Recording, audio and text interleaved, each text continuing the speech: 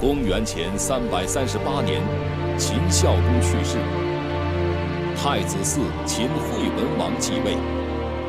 太子父嬴虔等人告发商鞅意欲谋反，秦惠文王下令逮捕商鞅。店家，店家，来了！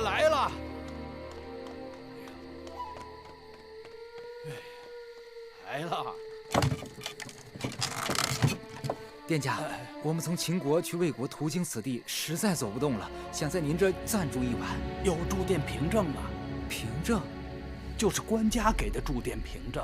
我们走得太匆忙了，凭证未曾携带。店家，你就让我们住下吧。不是我不愿意让你们住啊，要是在过去啊，我肯定让你们住了。可如今实行的是商君之法，我要贸然地收留了你们，万一出事，那可就得连坐呀。我们一家老小可都没命了。老丈，这是酬劳，只要你肯留我们过夜。不行，请老丈千万行个方便。不行啊！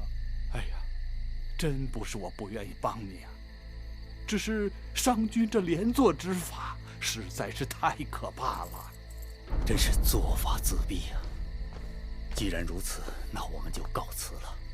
客官，你也别恨我啊，要恨呐，就恨那个商君吧。我不会恨你，也不会恨商君，因为我就是商君。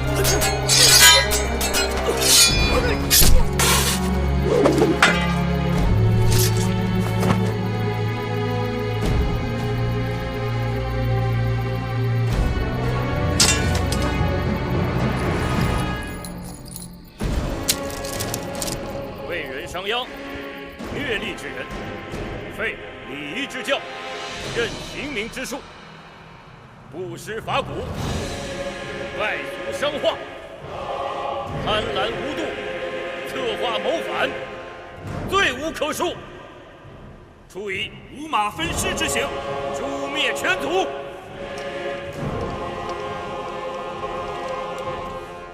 商鞅，当初你割我太傅鼻子的時候，可曾想到了今日？如果想到有今日，那麼當年還是處罰的太輕了。邊境旅社一老丈，尚能奉行我商鞅之法。商鞅雖死，其法不滅，又有何憾？只可惜我商鞅看不見大秦一統天下，帝業之成了。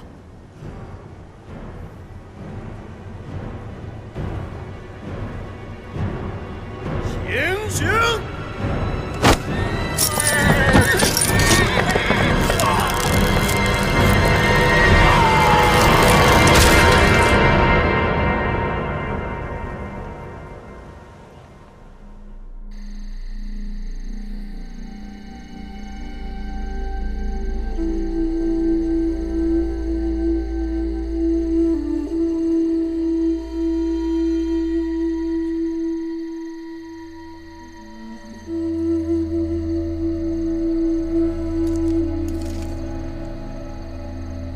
秦國變法的商鞅，竟被信君奪命了。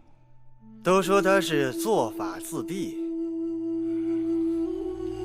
可惜了。大王，秦先王孝公重用商鞅之法，尊爵必賞，有罪必罰，兵動而地廣，兵修而國富，立威於諸侯。我大楚想要與諸國爭雄，何不效仿之？商鞅之法，棄道而用權，廢德而任利，使得秦國上下怨聲載道。大王，千萬要慎重。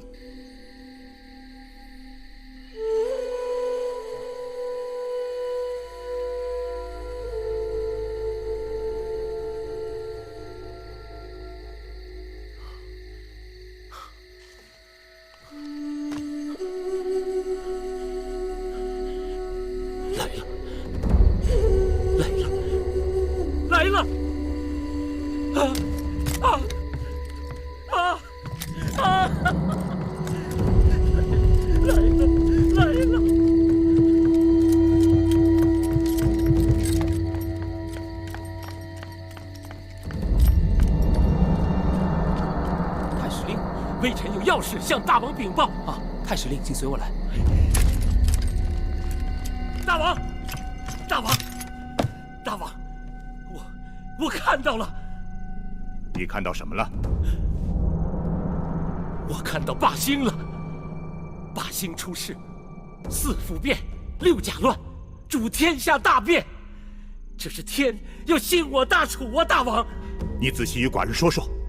臣观此星出生于玉女星之南方，正对应我们楚国。主后宫有孕者，定生霸主。你是说，霸星将降生在寡人的后宫？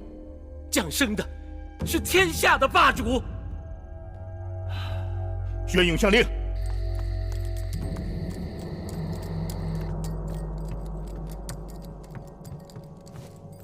微臣拜见大王。寡人問你，近日後宮可有妃嬪懷孕？禀大王，諸位嬪妃並無人懷孕。不過什麼？舉集宮中有一應女項氏懷孕，已經6個月了。哦，果然有孕者。商鞅一死，齊法必亡，我們最大的敵人秦國必然衰落。如今霸星又要在我楚國降世，橫掃6國，統一天下的霸業，是看到曙光了。天佑大楚，恭喜大王！舉姬，你可知罪？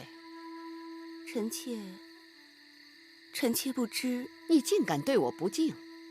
王后聖明，臣妾打死也不敢的。